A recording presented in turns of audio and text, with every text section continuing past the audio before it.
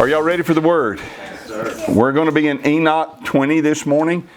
And these are the names of the holy angels who watch. Uriel, or Uriel, one of the holy angels who is over the world and over Tartarus. Raphael, one of the holy angels who is over the spirits of men. Rachiel, or Ragael, one of the holy angels who takes vengeance on the world of the luminaries. Michael, one of the holy angels, to wit, he that is set over the best part of mankind and over chaos. Sarachiel, one of the holy angels who is set over the spirits who sin in the spirit. Gabriel, one of the holy angels who is over paradise and the serpents and the cherubim.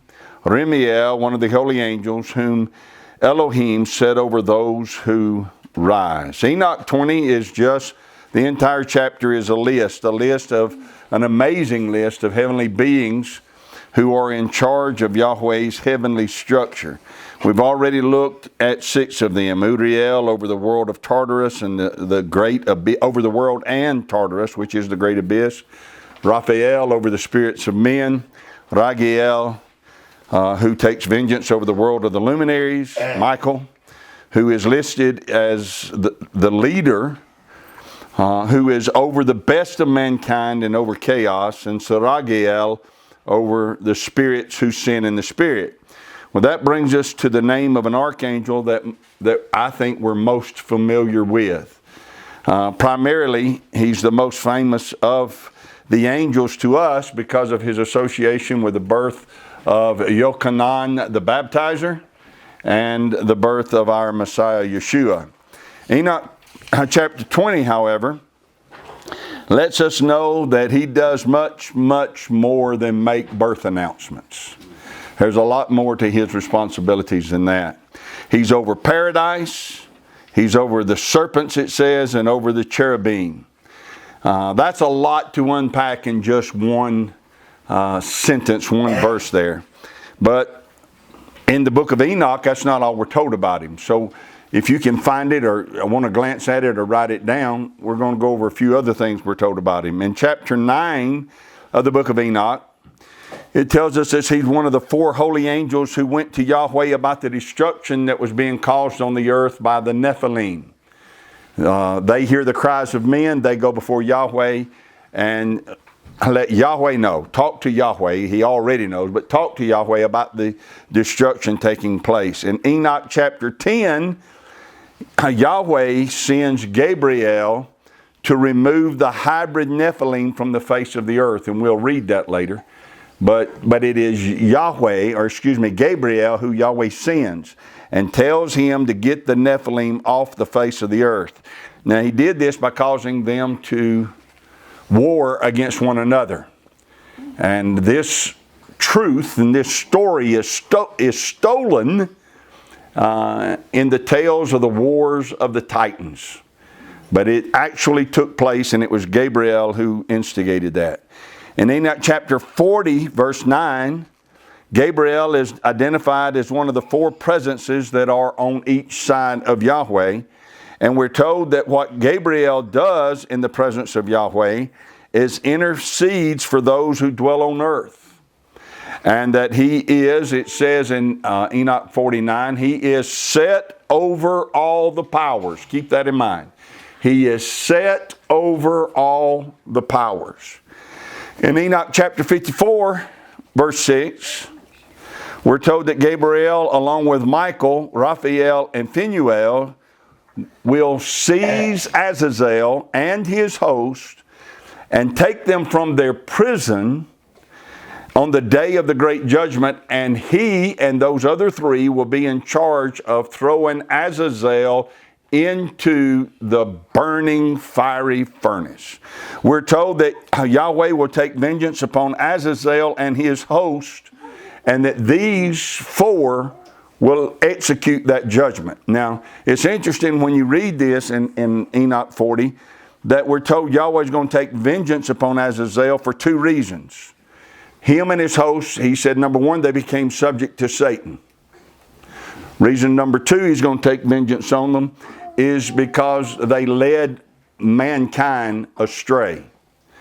I think that's an interesting piece of information that we have in the book of Enoch. Because it is true that those who become subject to Satan always lead men astray. So they go hand in hand. When they became subject to Satan, immediately they're going to begin to lead men astray. And so Yahweh takes vengeance upon them. And then finally in Enoch 71, the four presences we mentioned earlier, they're listed again along with Gabriel, and then listed with them or with Gabriel are cherubim and seraphim. In Enoch chapter 20, Gabriel is said to be over serpents and cherubim. Here in chapter 71, it is the seraphim and the cherubim. And in Enoch chapter 71, we see Gabriel and 10,000 times 10,000 and thousands upon thousands praising and blessing Yahweh. So keep those things in mind, because that's a lot of information about this holy archangel named Gabriel. Now, as I began to restudy and re-look at this information about him, I began to think how awesome it would have been to have had that information the first time I read the Gospels. But it got taken from us. It was hidden from us. Enoch got removed from our Bibles. There are so many things that Yahweh intended for us to know that were once available but are now removed from our Bibles. All of this information about Gabriel I just shared with you is needed information. And is only given to us in the book of Enoch. It's not given to us anywhere else. Without Enoch, we don't have it, and without it, we have a very limited and incomplete idea of who this Gabriel is. Let's go look at Gabriel in the Scriptures for a moment, and in the canonized Scriptures. Luke chapter 1, and I don't like that word, but to help us identify where we're at, Luke chapter 1, verse 5. There was in the days of Herod, the king of Judea, a certain priest named Zacharias of the course of Abiah, and his wife was of the daughters of Aaron, and her name was Elizabeth. And they were both righteous before Elohim, walking in all the commandments and ordinances of Yahweh blameless. I'm going to try not to stop too many times today and stay focused on Gabriel, but I can't read that and just go past it. They were both righteous. What does that mean? Follow Torah. So many people have so many definitions of what righteous means. But here it explains what is meant by it when it says they walked in the commandments and the ordinances of Yahweh blameless. That's what it means to be righteous. I know that it's preached today that all you have to do is say a prayer and you are made righteous and you don't have to keep the law. But those who preach that heresy are guilty of twisting the writings of Paul as they do other scriptures to their own destruction. It is astounding that men can preach and congregations believe that all they have to do to be righteous is to say a prayer.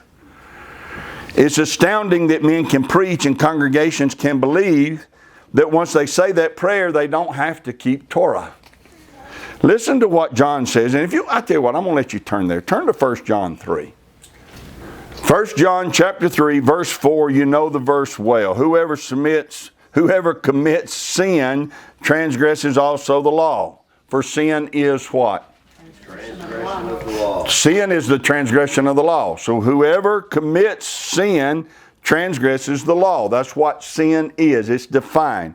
And so what we're going to do as we read the next several verses is we're going to insert that definition anywhere we see the word sin. Sin is a transgression of the law. Verse 5.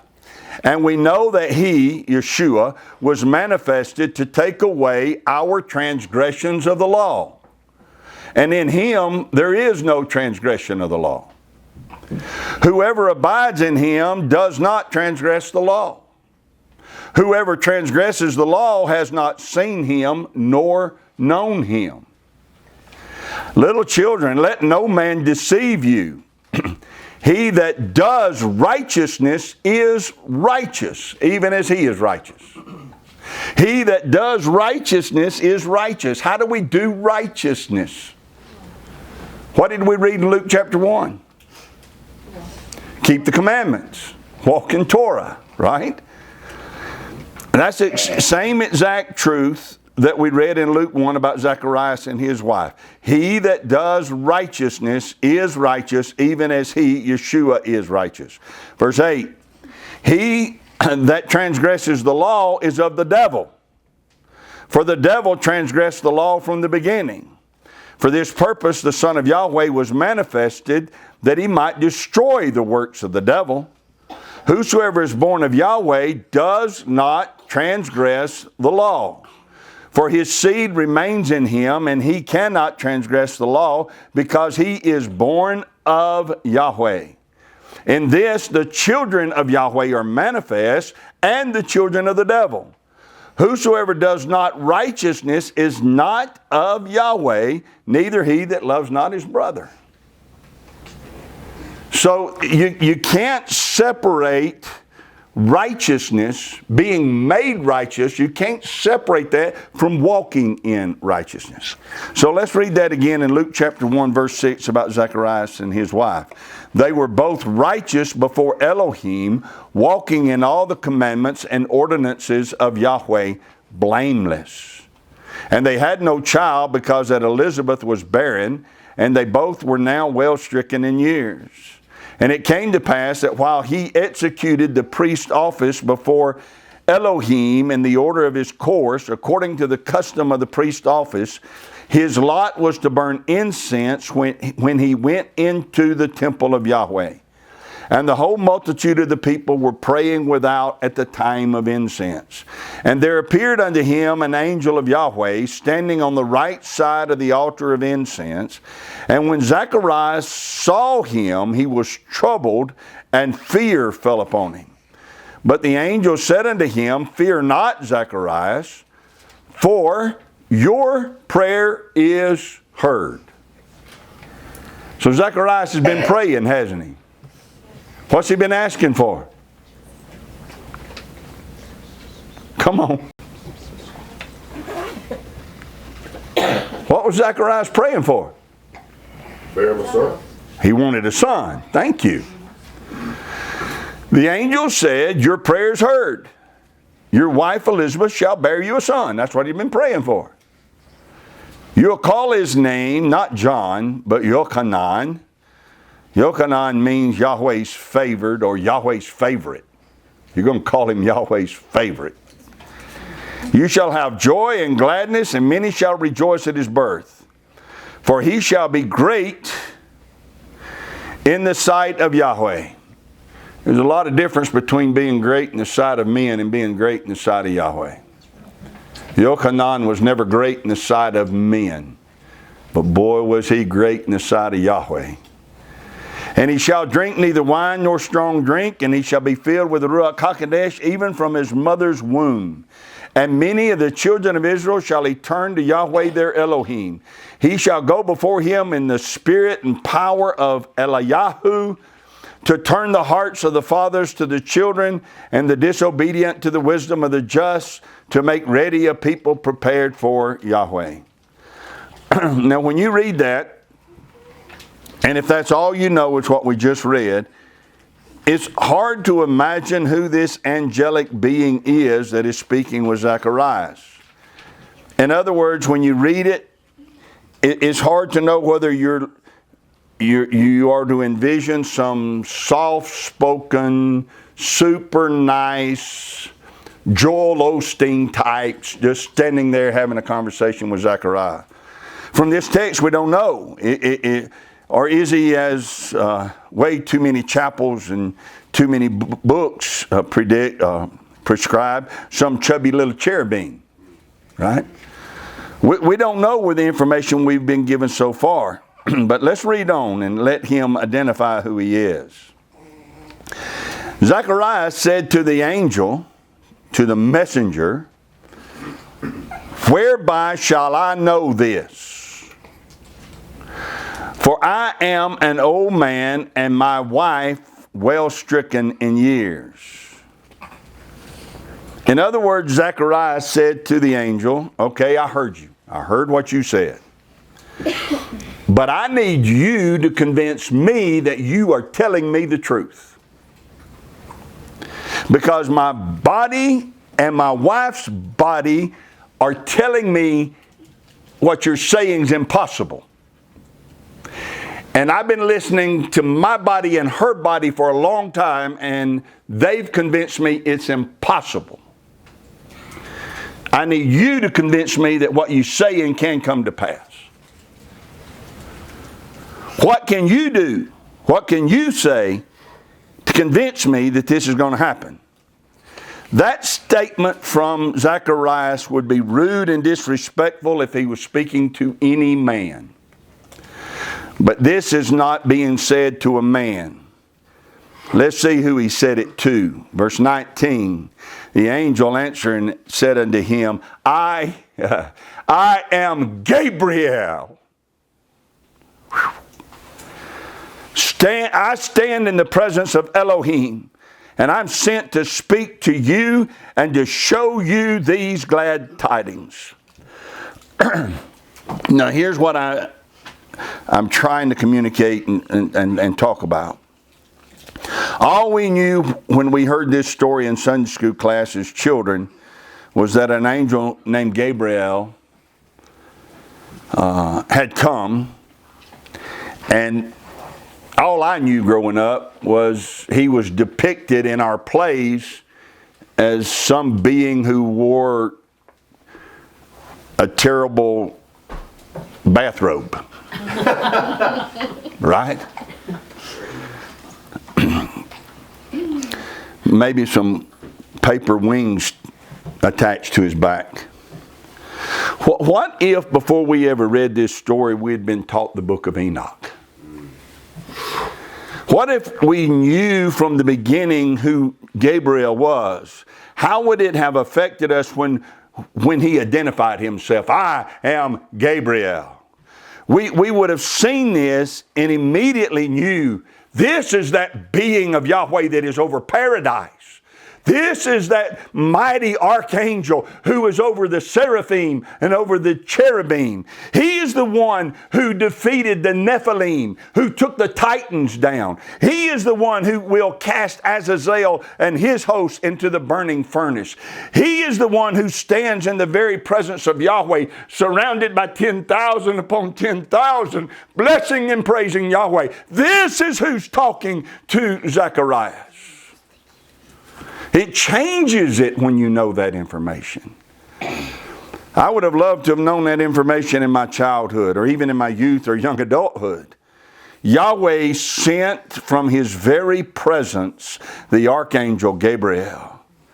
It would have been good to know who that angel was when I first read Luke 1. And as it turns out,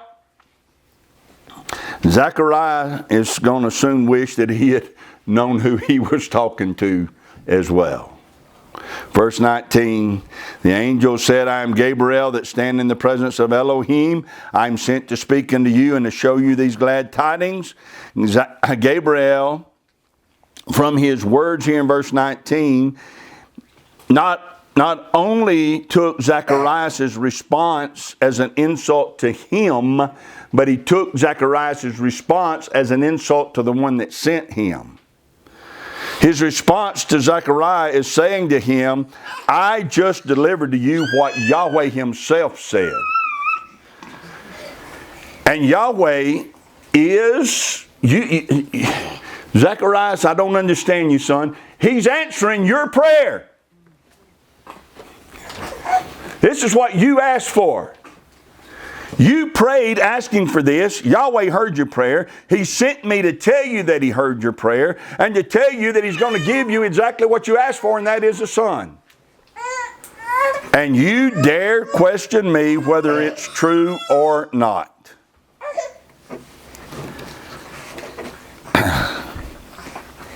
That's a serious mistake to make. You know, people make it all the time. The messenger may or may not be Gabriel, but the danger depicted here is the same nevertheless. In other words, a person might say, I don't believe the name is important. And you might say to them, the third commandment says you shall not take the name of Yahweh in vain, which means to make it useless or void or vain. So the name's very important. Well, you've just spoken the message of Yahweh. It's a serious thing to ignore that. Someone might say to you, I think all days are holy and I can worship any day I want. And you might say to them, well, Yahweh blessed the seventh day. Yahweh sanctified it. And we're to remember that day and keep it holy. You just delivered a message from Yahweh. That's not your opinion, see? For somebody to reject that, they're not rejecting you, they're rejecting what's written. The inspired word of Yahweh. Someone might say, we don't have to keep the feast because the feasts are Jewish. And you might say to them, they are Yahweh's feast and they're shadows of things to come that we all need to keep. See, that you're delivering a message from Yahweh. It's a serious thing for people to reject that. Anytime anybody rejects the inspired word of Yahweh, regardless of who the messenger is, it's serious. And the seriousness of it gets multiplied when that word is being delivered by a messenger such as Gabriel, who can't mess it up. I can mess it up, but not Gabriel. He didn't mishear what Yahweh said. He didn't taint what Yahweh said. He delivered it to Zacharias exactly as Yahweh spoke it to him. This being, this archangel is one of the four presences who stands before Yahweh. Thus he said to Yochanan, I am Gabriel. I stand in Yahweh's presence. I was sent by him. I told you exactly what he told me to tell you, and it's unacceptable for you not to believe what was said to you. It's unacceptable. Just like it's unacceptable for us not to believe what's written. Verse 20. And behold, you shall be dumb and not able to speak. You'll be dumb and not able to speak until the day that these things shall be performed, because you believe not my words, which shall be fulfilled in their season. The Greek word translated dumb there means hold your peace. That's the way it gets translated a lot through the scriptures. And they held their peace. Or Yeshua held his peace. So it gets translated as hold your peace a lot. So it can mean to voluntarily refuse to answer. To voluntarily refuse to speak. So Gabriel actually said to Zacharias, you shall hold your peace. You're going to be silent. Imagine it this way. You see the word behold there. Imagine it this way. Gabriel said, behold, you shall be silent. Quit talking. And you're not going to be able to talk. I'm commanding you to stop now, and I'm telling you it's going to stay that way for a long time.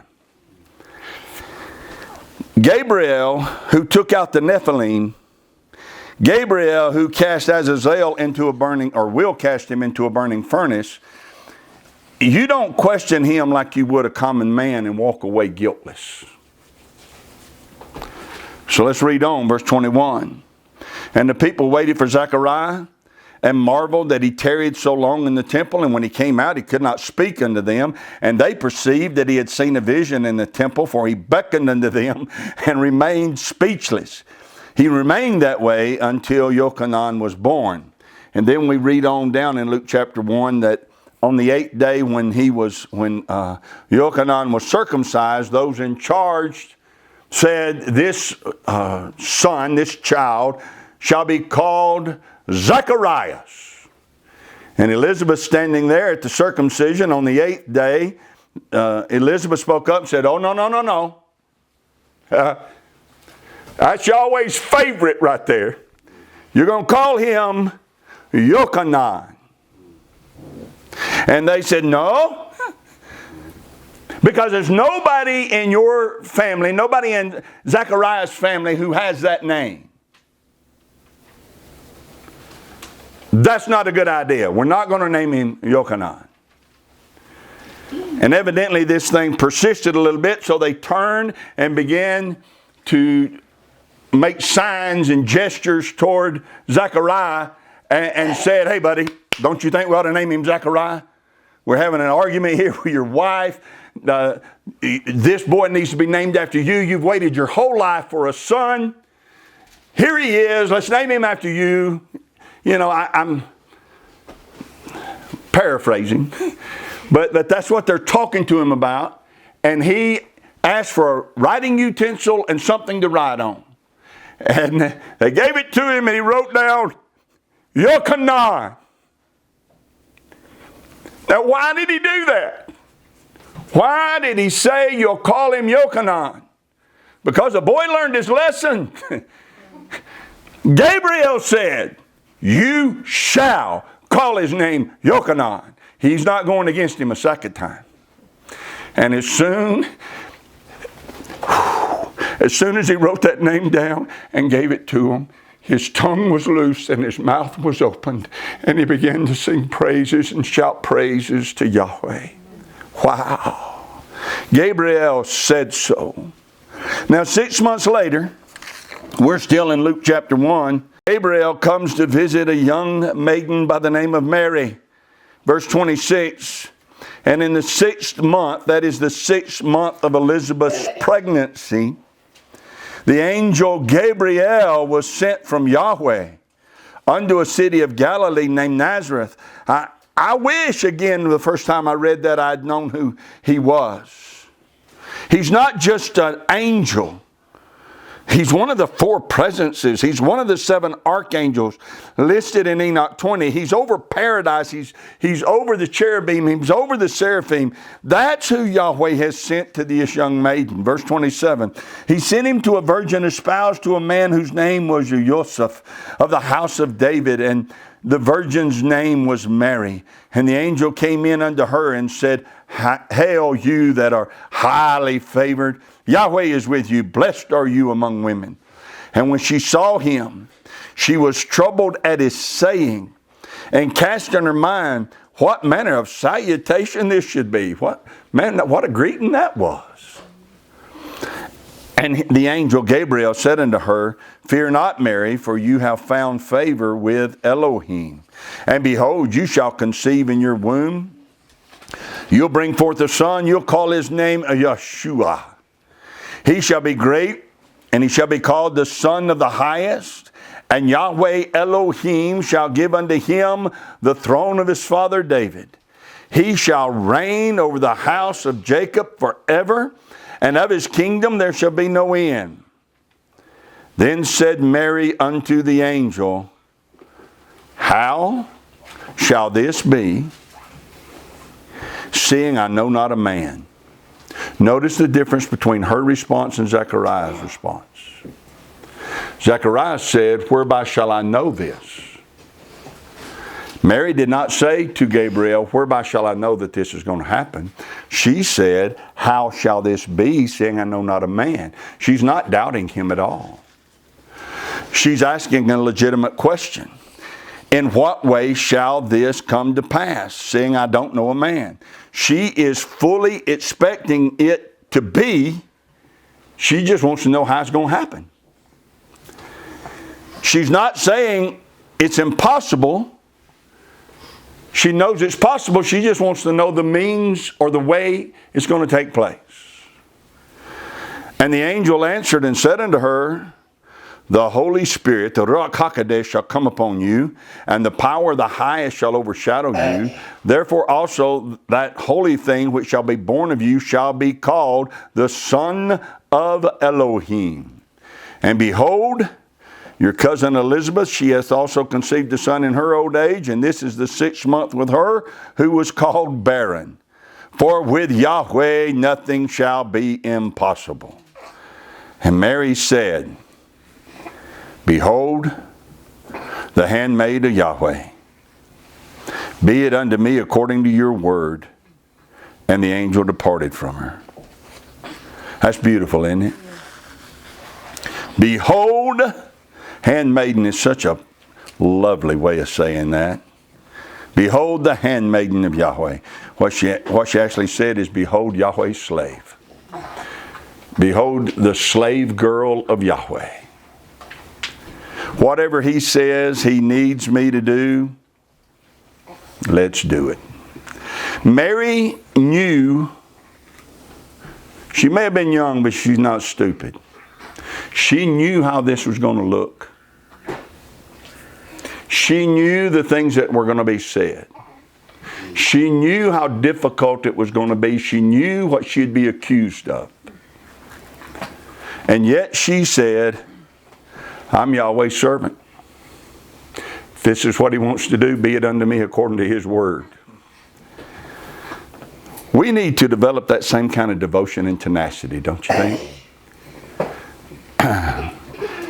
He says, remember the Sabbath day to keep it holy. What difference does it make what kind of difficulties that brings? Behold, the slave of Yahweh. Do not be as the heathen. Do not do as the heathen do. Behold the slave of Yahweh. Come out of Babylon. Behold the slave of Yahweh. These are my feasts. You'll keep them perpetually. Behold the slave of Yahweh. You shall learn, keep, and do Torah. Fine. Behold the slave of Yahweh. Be it unto me according to your word.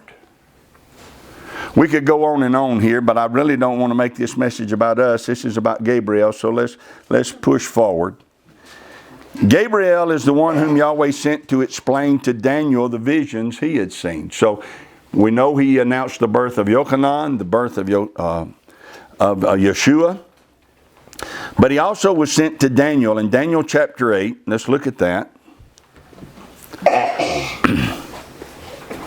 In the first 14 verses, it tells us about a vision that Daniel had of a ram standing by the river Ulai, I believe it is.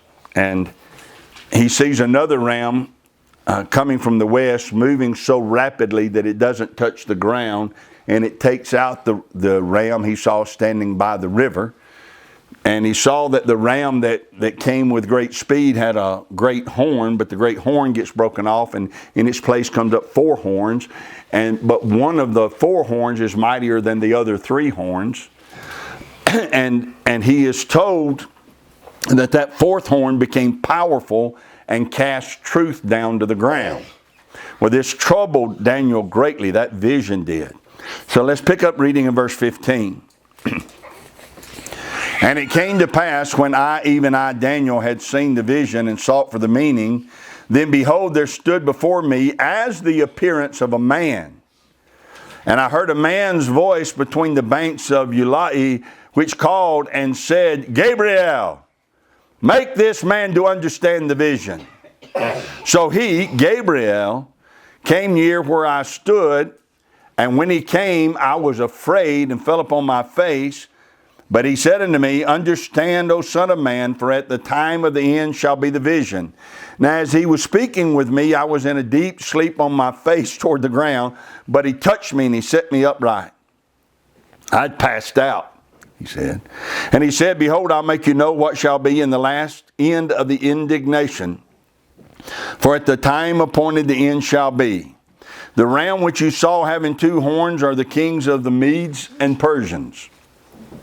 The rough goat is the king of Greece, and the great horn that is between his eyes is the first king. Who's the first king?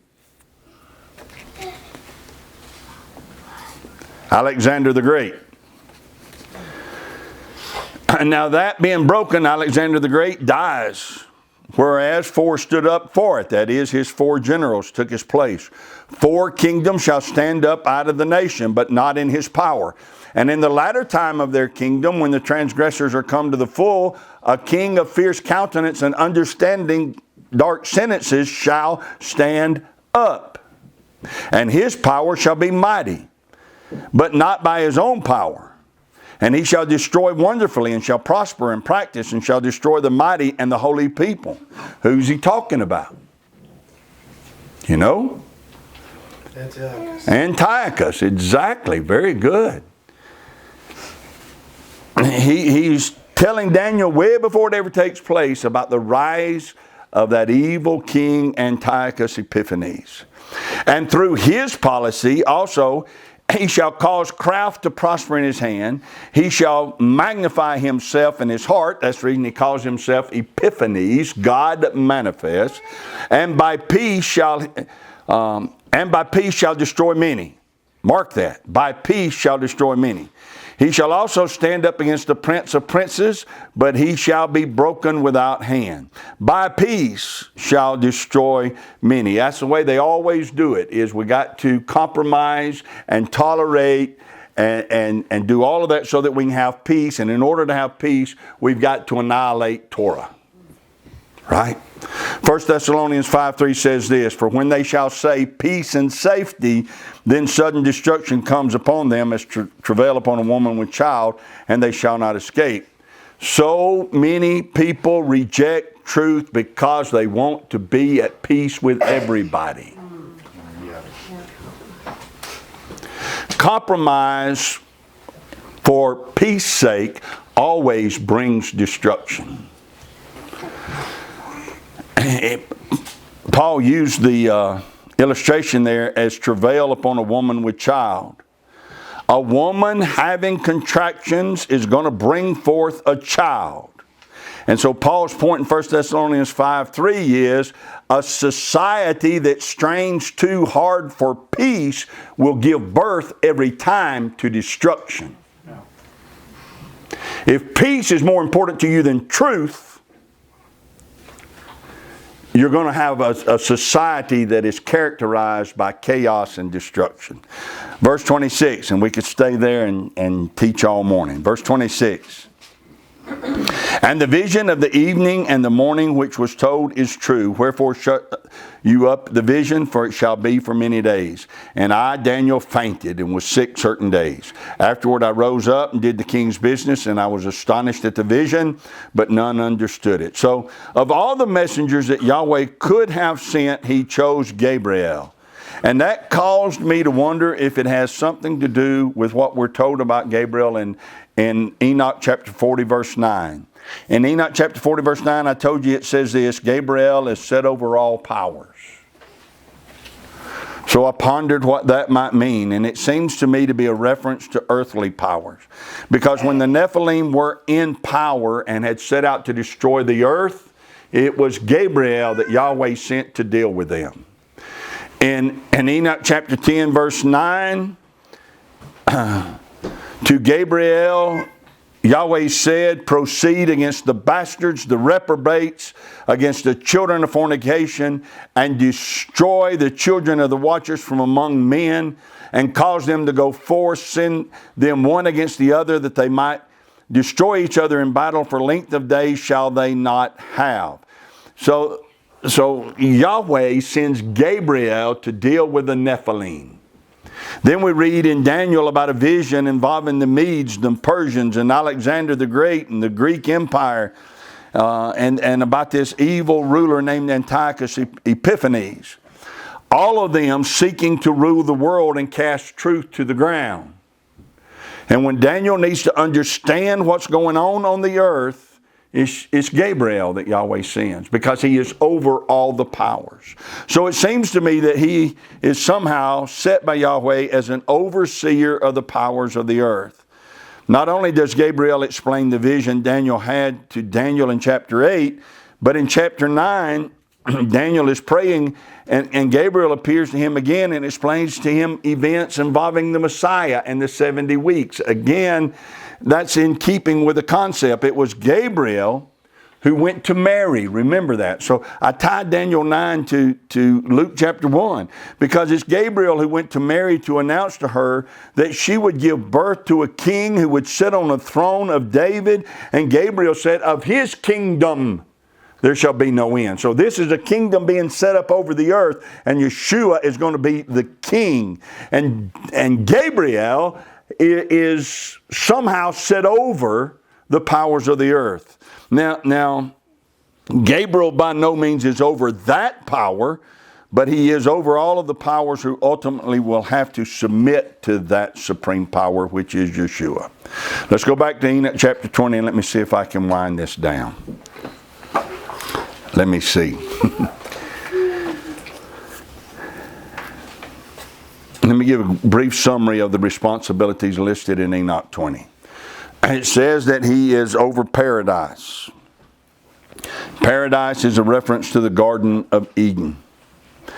Genesis 2 tells us this about the Garden of Eden. And Yahweh Elohim formed man of the dust of the ground, breathed into his nostrils the breath of life, and man became a living soul. And Yahweh planted a garden eastward in Eden, and there he put the man whom he had formed, and out of the ground made Yahweh Elohim to grow every tree that is pleasant to the sight and good for food, the tree of life also in the midst of the garden, and the tree of knowledge of good and evil. So this is paradise. Keep in mind that in Enoch 20 we're told that Gabriel is over the cherubim. So it's not surprising when you get to chapter 3 and after Adam and Chava have eaten of the fruit. Verse 24 of chapter 3 tells us that Yahweh drove out the man, and he placed at the east of the Garden of Eden cherubim and a flaming sword which turned every way to keep the way of the tree of life. So Gabriel is over paradise. And he's over the cherubim. So when the paradise needs to be protected, it's the cherubim that are placed there. Gabriel is overseeing it all. So it stands to reason that Yahweh, by and through Gabriel, placed cherubim at the entrance to Eden, is what I'm saying. He will continue to see that this is guarded until the Messiah grants us entrance again into that place and access to its fruit once again. John in Revelation 22 saw the restoration of the entrance to paradise, and he said this, blessed are they that do his commandments, that they might have right to the tree of life and may enter in through the gates into the city. That's Revelation 22:14. Notice it doesn't say, blessed are they who said a prayer when they were 12. Blessed are they that do his commandments, that they might have right to the tree of life. Back to Enoch chapter 20 verse 7. Gabriel, one of the holy angels who is over paradise and the serpents and the cherubim. What is meant by serpents and cherubim? I think the answer is found in Isaiah 6, and I am bringing it to a close. But go to Isaiah 6. Let's read that.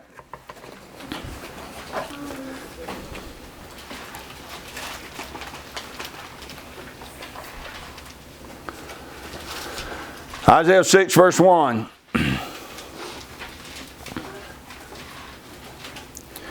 In the year that King Uzziah died. If you don't know who he is, go back and read about this king.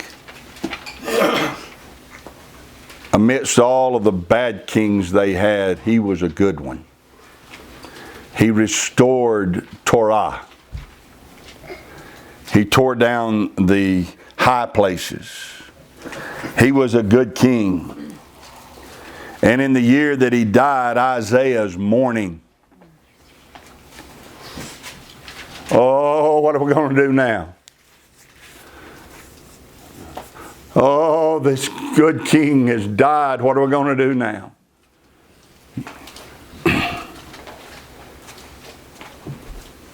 He said, well, in the year that King Uzziah died, I saw also Adonai sitting upon a throne high and lifted up, and his train filled the temple. the real king of Israel had not died. He had not been cast off his throne. He had not been thrown down. Oh, how we mess up when we take our eyes off of him. Isaiah is about to realize he'd been saying a bunch of negative stuff he shouldn't have been saying. Thinking a lot of negative things he shouldn't have been thinking.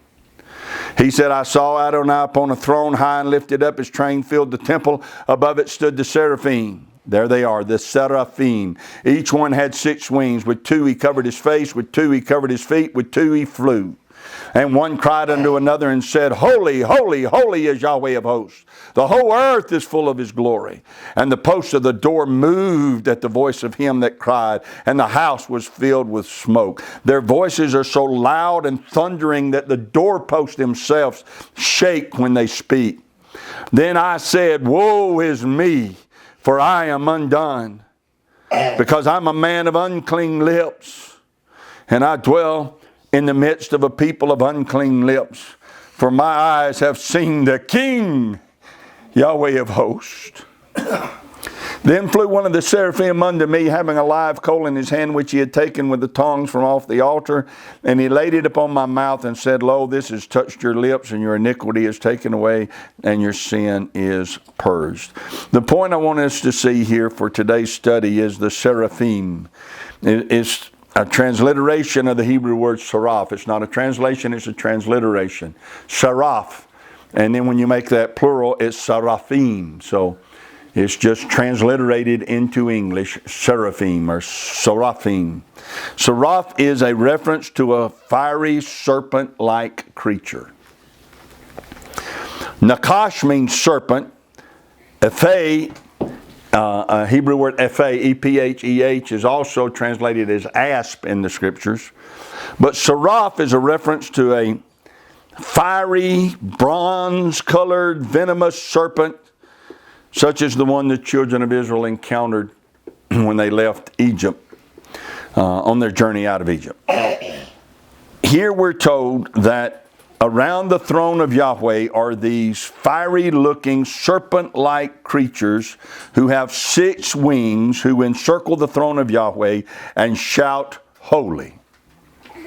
Artists and preachers have tried to get us to envision angels as chubby cherubs or simple, most of the time feminine-looking messengers. Usually when you see depictions of angels, especially from Renaissance age and like, they're feminine looking.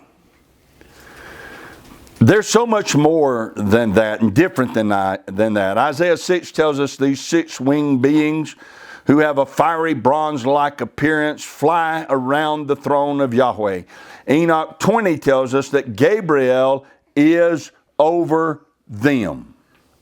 Genesis 3 tells us that there are powerful cherubim sent to guard an entrance to paradise. Exodus 25 tells us about the cherubim in that it describes the Ark of the Covenant, and they're instructed that for the mercy seat, the lid over the Ark of the Covenant, they are to fashion 2 cherubim with their wings stretched out over that lid.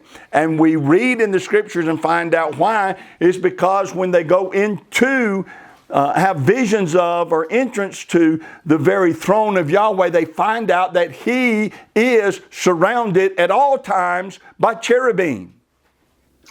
They're everywhere. And so when you read, I think it's in Exodus 26 and Exodus 36, where they're fashioning the tabernacle, they're putting up all kind of curtains around it and curtains inside of it, and they're instructed, when you make these curtains, have them embroidered, have them covered with cherubim, because it's to display what the throne of Yahweh is really like. The throne of Yahweh, where He is, there are seraphim and cherubim singing His praises all the time. And the point that I'm making here is that Gabriel is over them. Go and read about Solomon building his temple. 1 Kings chapter 6. We're not going to read it this morning, but But when he built the temple, it is said that inside the temple, he had 2 cherubim made, each one 15 feet tall, overlaid with gold. And each one had a wingspan of 15 feet wide. And in the middle, their wings touched. This one's wing touched the far wall. That one's wing touched the other wall. He's depicting what the throne of Yahweh is like, surrounded by these mighty angels called cherubim. And the point being, Gabriel is over the cherubim. There are these, I guess I should say, these are just more of the abundant passages that reveals to us that Yahweh always works through structure. And that structure is magnificent. So let me give you 2 major lessons that I think we can learn from studying Gabriel in the book of Enoch.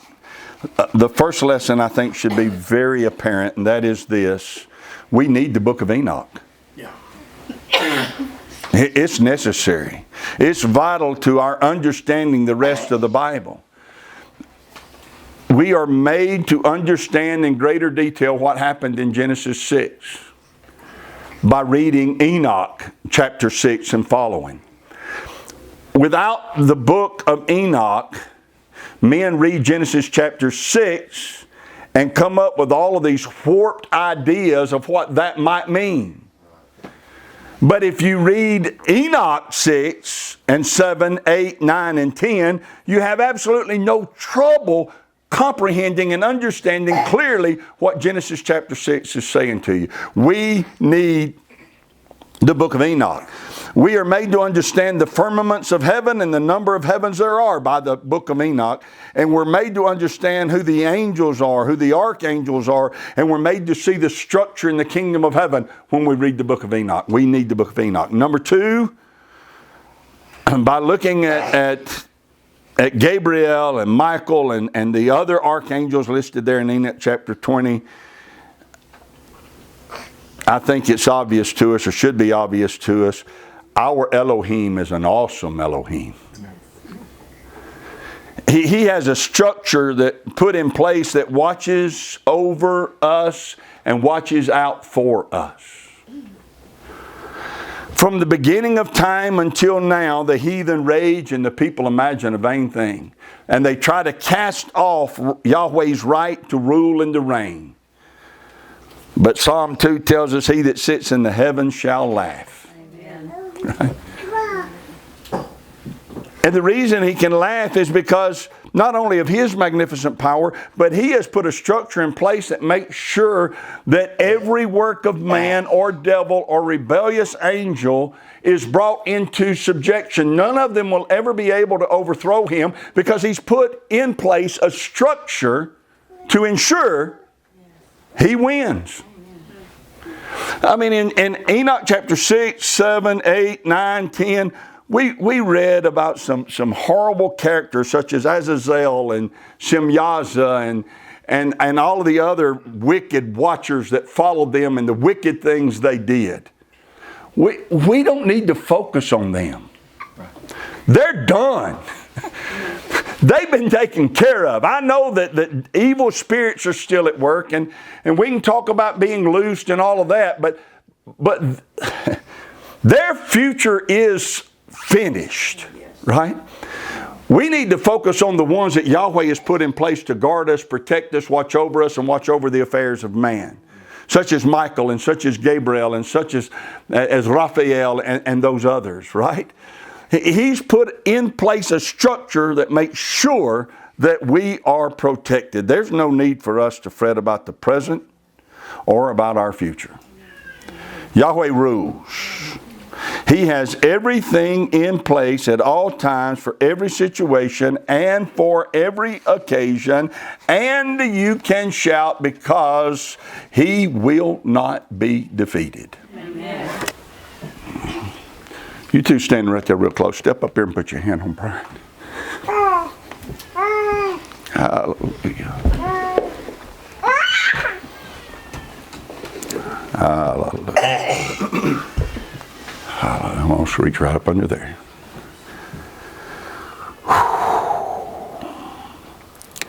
Yahweh bless you and keep you.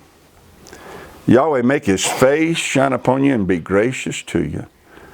Yahweh lift up his countenance upon you and give you peace. His name is put upon you, so shall he himself bless you. And to have peace means nothing missing, nothing broken. Yeah. To be blessed means to be delivered from lack, want, debt, distress, sickness, and disease. Amen, and so be it. Hallelujah.